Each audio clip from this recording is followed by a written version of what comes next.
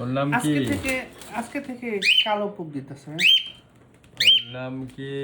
জিকি। হ্যাঁ, জিকি। জিকি। হুম। জিকি, তুমি আসছো কাকু? তোমার আগের প্রেসক্রিপশন গুলো শো করো দেখি। জিকি তো দেখা যায়, আরে জিকি তো আগে থেকে বেশি প্লেফুল হয়েছে দেখা যায়। না, ও হ্যাঁ একটু এখানে প্লেফুল, বাট কালকে কম ছিল।